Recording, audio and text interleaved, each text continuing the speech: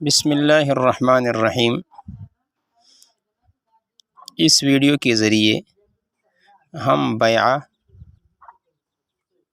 اور اس کی مختلف اقسام، مختلف حیثیتوں سے،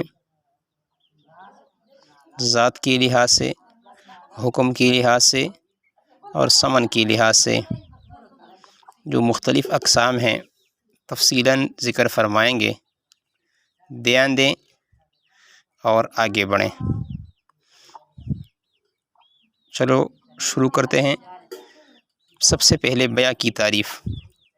تو بیع کی لغوی معنی ہیں خریدنا اور بیچنا۔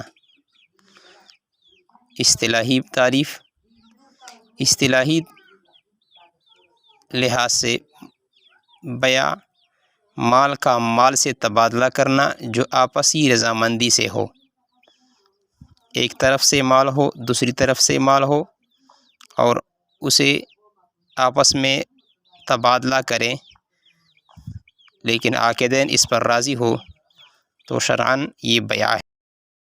اب ہم بیع کی مختلف قسمیں تفصیلاً بیان کریں گے۔ سب سے پہلے ہم نے وجہ حصر کے ذریعے بیع کی مختلف قسمیں لکھی ہیں۔ مختلف حیثیتوں سے بیع کی مختلف قسمیں ہیں۔ نمبر ایک، حکم کے اعتبار سے۔ حکم کے اعتبار سے بیع کی دو قسمیں ہیں۔ نمبر ایک، بیع جائز، نمبر دو، بیع ناجائز۔ بیع جو جائز ہیں اس کی تین صورتیں ہوتی ہیں۔ نمبر ایک، نافذ، بیع نافذ لازم۔ نمبر دو، بیع نافذ غیر لازم۔ نمبر تین، موقوف۔ جو بیع جائز ہیں وہ نافذ لازم ہوگا یا نافذ غیر لازم ہوگا یا موقوف ہوگا۔ اس کی تفصیل کچھ یوں ہے۔ نمبر ایک، بیع نافذ لازم، وہ بیع جو اپنے اصل اور خارج یعنی ارکان و شرائط کے اعتبار سے درست ہوں اور کسی کو کوئی اختیار باقی نہ ہو، یعنی عاقدین میں سے کسی کو کوئی اختیار نہ ہو۔ مثال کے طور پر جیسے بائع نے کوئی کتاب خریدا اور اس کی خوبیوں اور خامیوں سے واقف ہو کر اسے 5 روپے میں لینے پر راضی ہو گیا تو بیع مکمل صحیح ہو گیا۔ یہ بیع نافذ بھی ہے اور لازم بھی ہے۔ اسی طرح بیع جائز کی دوسری قسم نافذ غیر لازم، وہ بیع ہے جو اپنے اصل اور خارج کے اعتبار سے تو درست ہو،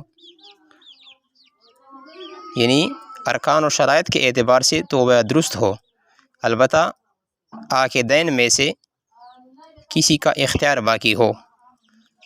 جیسے کوئی چیز بغیر دیکھے خرید لیا جائے تو یہ بیع اگرچہ نافذ ہے لیکن لازم نہیں ہے، کیونکہ عاقدین میں سے کسی کا اختیار باقی، کسی کا اختیار خیار رعیت باقی ہے،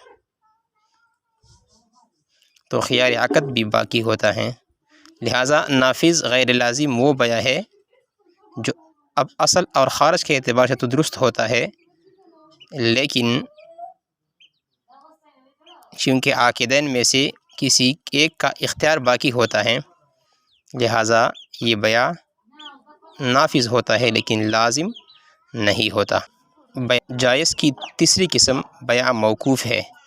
یہ وہ بیع ہے جس میں مبیع یعنی جس چیز کو بیچا جا رہا ہے اس سے کسی اور کا حق متعلق ہو، یعنی بیچی جانے والی چیز کے ساتھ کسی دوسرے شخص کا حق متعلق ہو۔ مثال کے طور پر جیسے کوئی نابالغ و ناسمجھ بچہ کوئی چیز بیچ دے تو بحیثیت ولی باپ کا حق اس سے متعلق ہے، کیونکہ باپ اس کا ولی ہے، تو جب تک باپ اجازت نہ دے وہ بیع موقوف رہے گی، لیکن اگر ولی یعنی والد صاحب اجازت دے دیں تو بیع نافذ ہو جائے گی۔ لہٰذا بیع موقوف وہ بیع ہے جو ہے تو جائز لیکن اپنے ولی کا حق جو اس سے متعلق ہے اس کی وجہ سے وہ موقوف ہے، اس کی اجازت تک وہ موقوف رہے گی۔ دوسری قسم بیع ناجائز۔ بیع کی پہلی قسم تھی بیع جائز، اس کی اقسام گزر گئی۔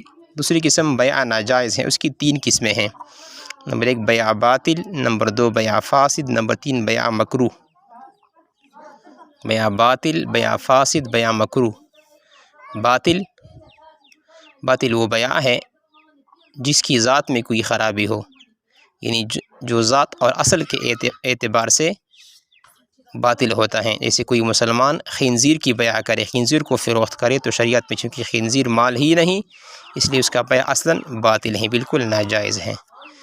فاسد دوسری قسم، فاسد وہ بیع ہے جس کی اصل اور ذات میں کوئی خرابی نہیں ہوتی، بلکہ عاقدین کے شرط فاسد لگانے سے اس میں خرابی پیدا ہو جاتی ہے، یعنی عاقدین اس میں سے ان کے درمیان مقتضی عقد کے خلاف کوئی شرط لگا دیتے ہیں، تو اس کی وجہ سے بیع فاسد ہو جاتی ہیں۔ شرط فاسد کیا ہے؟ جو شرط مقتضی عقد کے خلاف ہو اسے شرط فاسد کہتے ہیں۔ مکروہ یہ وہ بیع ہے جو اپنی اصل اور ذات کے اعتبار سے تو صحیح ہوتا ہے، لیکن کسی خارجی سبب کی وجہ سے ناپسندیدہ ہوتا ہے، جیسے مسجد میں خرید و فروخت یا اذان جمعہ کے بعد خرید و فروخت۔ یہ دونوں بیعات چونکہ حدیث میں ممنوع قرار دیے گئے ہیں، لہٰذا کہ یہ بیع مکروہ ہے۔ اب ہم ثمن یعنی قیمت کے اعتبار سے بیع کی دیگر اقسام کو بیان کرتے ہیں۔ لہٰذا باعتبار ثمن یعنی قیمت کے اعتبار سے بیع کی 4 قسمیں ہیں۔ پہلی وضعیہ، دوسری تولیہ، تیسری مرابحہ، چوتھی مساومہ۔ بیع وضعیہ، بیع تولیہ، بیع مرابحہ اور بیع مساومہ، ہر ایک کی تفصیل حسب ذیل ہے۔ پہلی قسم وضعیہ۔ وضعیت سے مراد یہ ہے کہ تاجر اپنی قیمت خرید سے کم قیمت میں کوئی چیز بیچتے، تو یہ بیع وضعیہ ہے۔ وضع معنی کم کرنا، جس قیمت میں اس نے خریدا ہے اس سے کم قیمت میں بیچ دے، تو یہ بیع وضعیہ ہے۔ دوسری قسم بیع تولیہ۔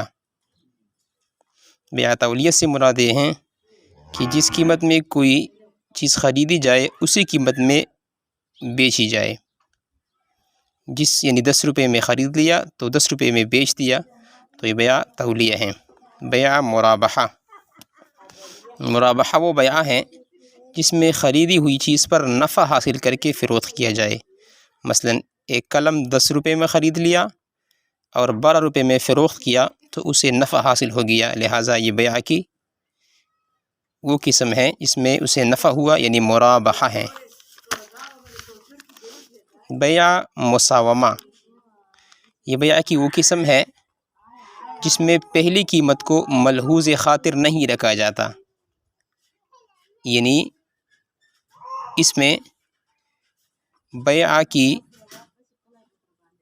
یہ بیع کی وہ قسم ہے جس میں پہلی قیمت کو ملحوظ خاطر نہیں رکھا جاتا، یعنی جس قیمت پر اس نے خریدا ہے اس کا لحاظ نہیں رکھا جاتا، بلکہ اس کا لحاظ کیے بغیر خرید و فروخت کا معاملہ کیا جاتا ہے، چاہے اسے نفع ہو یا نقصان ہو، یا وہ اسے برابر کی قیمت پر فروخت کر دے۔ یعنی مساومہ سے مراد برابری ہے، جس قیمت پر اس نے خریدا ہے اس کا کوئی خاطر نہیں رکھا جاتا، بلکہ ویسے ہی بیچ دیا جاتا ہے۔ مختصراً یہ ہے کہ بیع کی پہلی 3 قسموں میں قیمت کو ملحوظ خاطر رکھا جاتا ہے، جبکہ بیع کی چوتھی قسم مساومہ میں قیمت خرید کا کوئی لحاظ نہیں ہوتا، بلکہ ویسے اسے فروخت کر دیا جاتا ہے۔